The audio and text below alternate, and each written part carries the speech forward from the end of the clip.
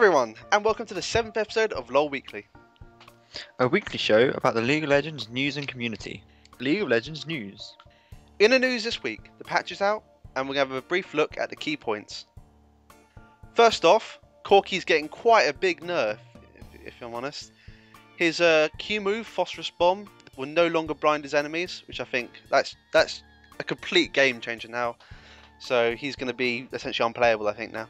And Gatling Gun, 5% damage reduction, and Missile Barrage, the big one, which is every, I think, 4th or 3rd one, now has 10% reduced damage.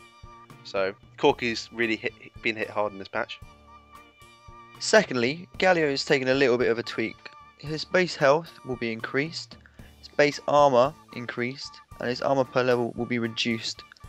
His Resolute Smite's projectile speed is going to be increased, the mana cost is going to be reduced, and the ability power ratio is going to be reduced. So it's going to be a bit more usable, but it's not going to be quite as damaging. His Bulwark duration is going to be increased to 4 seconds, and the heal is going to be increased as well, which I think is a nice little tweak. His Idol of Duran, his ultimate, the damage reduction while channeling will be increased to 50% from 30%, give him that little bit extra durability. One of the main changes in this patch is that Carl is getting a complete revamp. He's got a new model. He's sort of a Fresh Prince of Bel-Air dance if you actually try it out. And he's basically been turned more into a DPS and less of a support. His Holy Fervour has a new passive where his attacks basically reduce the enemy's magic resistance and armor, which can stack. And Reckoning, the missile speed's been increased, the ability power ratio has been increased, mana cost has been reduced, slow's been increased, and the amplification has been reduced. But, you know, basically everything apart from that has been increased. So he's become more of a big DPS person now. Furthermore, his Righteous Fury has had its cooldown reduced to 16 seconds from, well, quite a high cooldown really. His bonus damage has been increased. His splash range has been increased as well, which is quite a big thing. His ability power ratio has been decreased though, but the mana cost has been reduced in line with this. Divine Blessing, the base heal has been adjusted, so it will be healing for less at lower levels, but it sort of evens out to the same at high end. His movement speed duration from this spell has been reduced to 2.5 seconds from 10, which I think is quite a good little tweak, because if he was doing a lot of damage and had the speed, I think that would be quite bad. Movement speed boost has been increased though, so it doesn't last as long, but you get more of a boost from it. The ability power ratio has been reduced to 0.35 from 0.5, and cooldown has been increased to 15 seconds from 10. And strangely enough, his ulti hasn't been changed at all. Pointless. Yeah. Trindamir's had quite a change. He's going to be 20% larger, and he's going to run off Fury, just like Renekton. He gains 5 per hit and 10 per crit or kill. Bloodlust will passively add attack damage depending on how much HP he has. Consuming Bloodlust will consume all his Fury and heal him for a base amount of health. The cooldown is now 12 seconds across all ranks. Mocking Shout will become free to cast. Spinning Slash will also now be free to cast. It will have its cooldown increased, its base damage adjusted to give it a bit more, and the scaling adjusted, so basically there will be more damage ratio. It also now does physical damage than magical damage. And Battle Fury now grants up to 35% crit chance depending on how full the Fury bar is. Another major change in this patch is that Pantheon and Twisted Fate's ultimates now have a limit to their range. Their range is now 5500, which is the equivalent of the max rank of Ashe's Hawkshot. So basically it will get you from one lane to another, but you can't go across the map anymore. Pantheon in the next patch will be getting a major overhaul. So for the next few weeks he's pretty much unplayable, I'd say. But coming soon, he's going to be really beefed up.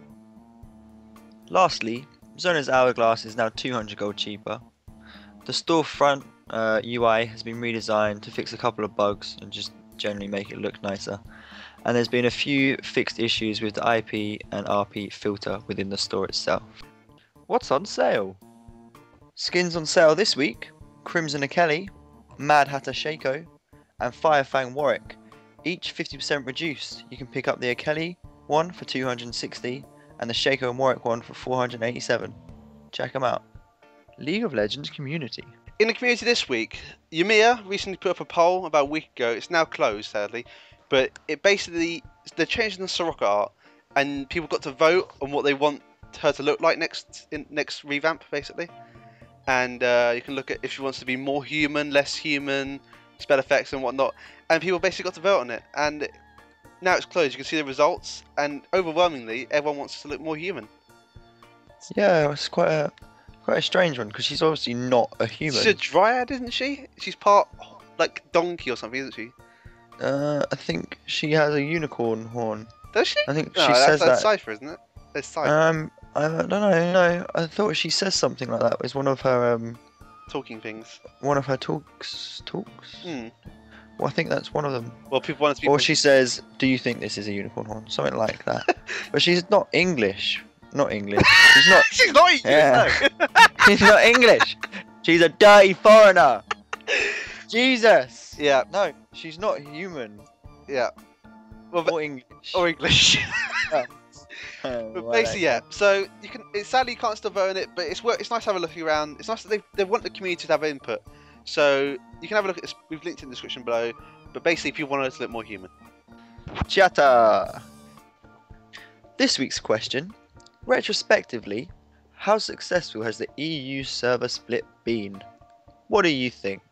Well, in last week's show, we were very skeptical about it, saying that there were still going to be queues, the servers would be down for weeks. But I think they've really done well with this. They've really. I've only had one queue, which was basically half an hour after servers came live again, but that was only about a 3-minute queue.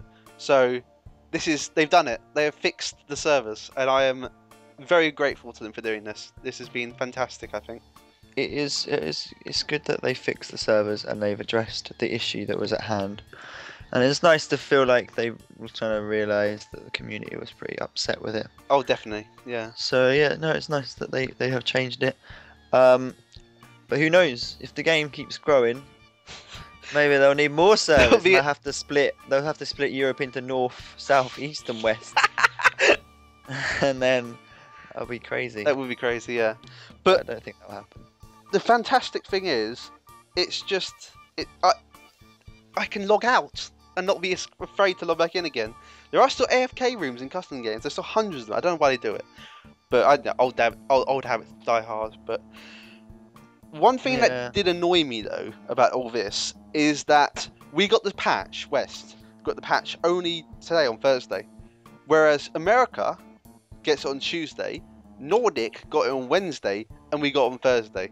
So 2 days late we've had the patch, which is a bit annoying because we haven't been able to release videos about, dancing, their dancing emotes and stuff like that. Yeah. So we can never have an opportunity to do that. So it's a bit annoying, but they say eventually it's going to be synchronized. But that's been a bit frustrating, I feel. But growing pains and all that.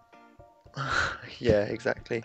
But it's been pretty successful. I'm not sure how the balance is from west to east, but that's maybe something they'll tell you in the future.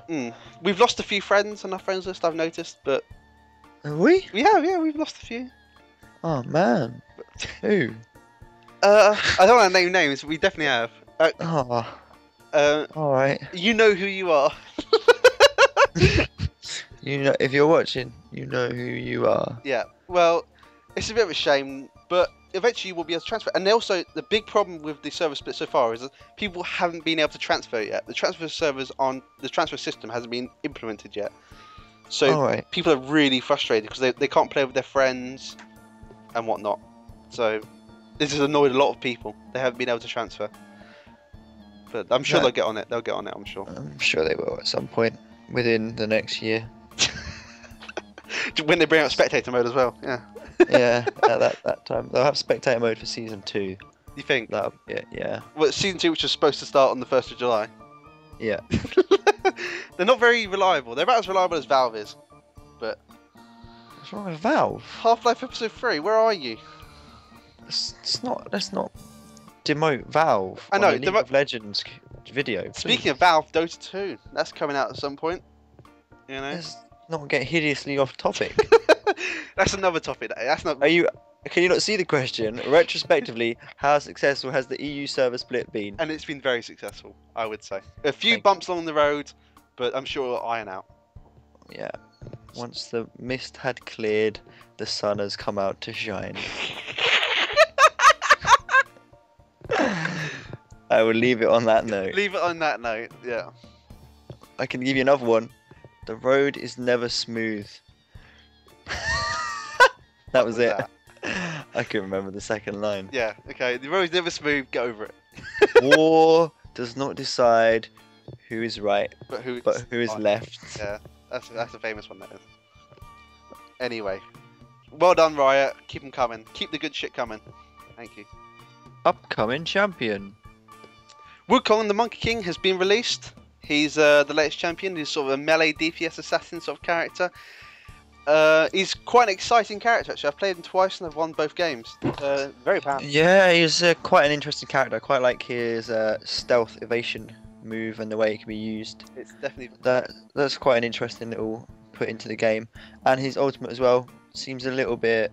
It's very useful. Like obviously you can use it to escape, but in a team fight as well, it's very sort of. It's amazing. Very useful, and it links well with his passive, I think, because you can just sort of get right in the middle of a fight, start spinning, knocking everyone up in the air, and it works really well. So yeah, he's quite a strong character, and from what I can tell and seeing him be played, he seems quite formidable but not overpowered, which is quite nice because they've sort of done it quite well this time. Yeah, well the Champion Spotlight has been out for about a week now. You can check it, links in the description below. And yeah, we'll put out a nice video of our first impressions of him this week. We've got some good clips. He costs 6,300 IP or 975 RP. So he's sort of the max sort of price, but he's really worth it. He's a fun champion and he's quite easy to play. Yeah, he's definitely worth looking at. He seems quite balanced and he is fun to play, so quite a fun character to pick up. Yep. Who's that champion? It's Alistair! Yep, and the first person to get it right was Mr. BoobTube Uploader. Wow, great name. Yeah, very unique name. Ooh, Ye- someone's hair. Maybe, maybe not. I can't really say much, but this, Looks like hair or a claw. I don't think it's a claw. but this is our latest Who's That Champion. If you think you know who that champion is, please leave a comment in the section below. And next week we'll reveal who the first person to get it right was. So we hope you've enjoyed watching this week's episode of LoL Weekly. Stay tuned for more videos, and we'll see you next week. Thanks for watching, everyone.